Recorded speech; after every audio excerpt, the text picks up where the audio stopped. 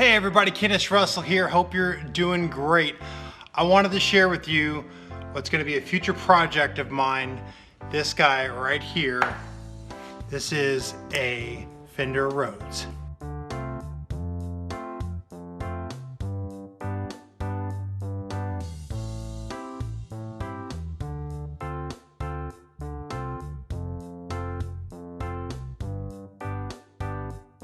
So how I came about this is my dad and my mom went to my mom's, it was like a 80th year that her high school was opened or something like that, some sort of celebration that they were doing in a little small town in Kilgore, Texas. One of their friends from high school was talking about how his dad had collected a bunch of random stuff and kept it in this barn, and he was trying to get rid of a bunch of it. My dad has been wanting a Hammond B3 or a C3, and he said he had a B3.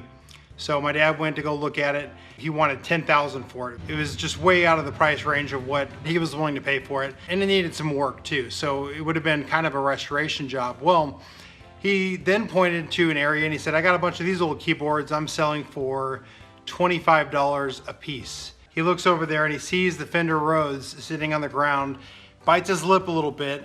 He knows that I've been wanting one for a long time, and went over and he got it. So I'm gonna give you a close-up look at kind of the condition that it's in.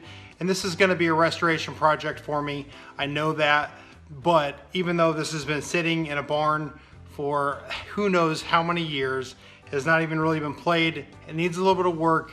This is the raw, nothing clean. I literally haven't even taken a rag and wiped it down yet, but I wanted to show you and kind of document this. And then over the next few months, I'm gonna buy a kit that it replaces all the parts on the inside of it. This is gonna be a really fun project, and I'm just super excited about it. So even though I am primarily a guitar player, I have always wanted a Fender Rhodes. I just really love the sound of it.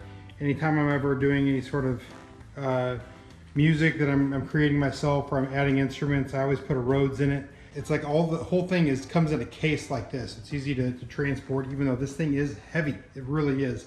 But let me open it up and show you what it looks like. You can see the Fender Rhodes logo on the back. When the top thing is off, this is it here.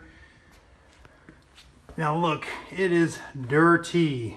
This thing is dirty. I'm gonna just kind of pan along here so you can see the grit and the grime. You know, it's got a lot of, it's really dirty, but you know, just cosmetically, it's in decent shape. Like none of the keys are chipped or anything like that. It's in decent shape. It's gonna need a really good cleanup. I may re-Tolex the sides, but I also may just be able to clean that up. There's kits online you can buy that have, you know, all new hardware and all new, you know, chromed out stuff to make it look really good. And I may just buy one of those. Okay, this is gonna be hard to do with one hand, but basically you can just pop this up like this and take that off. And here is the inside here. You can go over here to this Fender Rhodes, serial number 24170. Yeah. And this is the Mark 1A.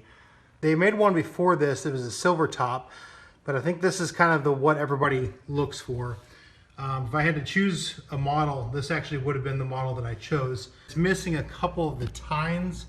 If you can see those wires with the thing wrapped around it. Basically, this is a pretty cool invention. You know, back in the day, they were trying to figure out a way to have electric pianos.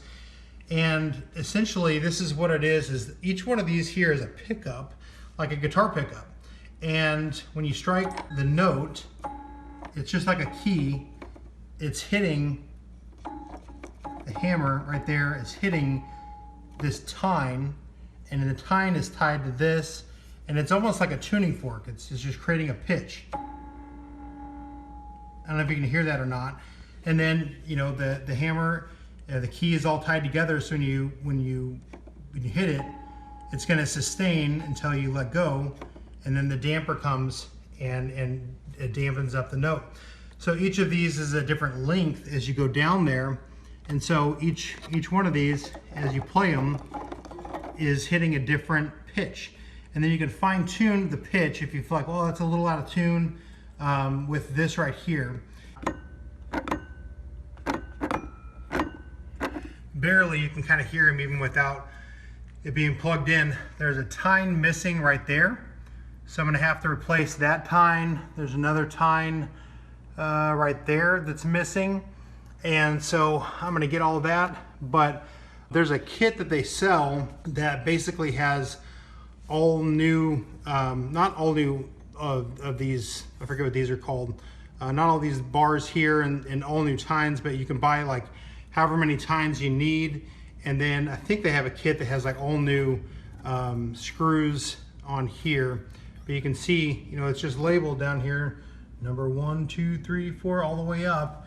And then what they do here too, all these pickups come in together, all of these in here, and come into this. And then basically this would be like the input jack of your guitar, but it's wired up down through here and comes up to the jack right here. But this is all original. I mean, I can tell that nothing has really been replaced in here. Needs a really, really good cleaning. And then up here on the lid part of it, this has got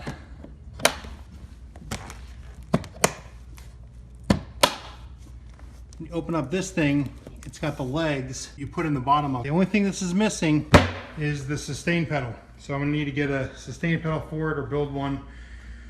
But there you go, 25 bucks, Fender Rhodes, in decent bad shape. I'm not, you know, it's not playable right now, but you know, I think for less than 200 bucks, maybe certainly less than $250, I'm gonna get this guy in pristine, tip-top shape. Anyway, hopefully you enjoyed this video. I am super excited about digging in and working on this guy. This is just gonna be a blast for me to do. I've wanted one for so long. Every time I've seen one on Craigslist, you know, they're selling them for $1,000 or whatever the case is, and I'm even tempted at that point to buy one. You know, on Reverb, this right here sells for $1,200. I think right now was the cheapest that one was listed at. So, you know, I really got a steal of a century on this, and I cannot wait to make it sound great. Obviously, when I do, I'll make a demo of it, and I'll probably demo some of the progress of me restoring this, just because it's going to be a fun project to do. So anyway, hopefully this wasn't too boring for you, and if you like this video, please hit that like button and subscribe to my YouTube channel if you've not already, and hit that little bell button to get notifications, all that kind of jazz that we got to say at the end of videos. So anyway, Kennis Russell out. Hopefully you enjoyed this, and I'll see you in another video.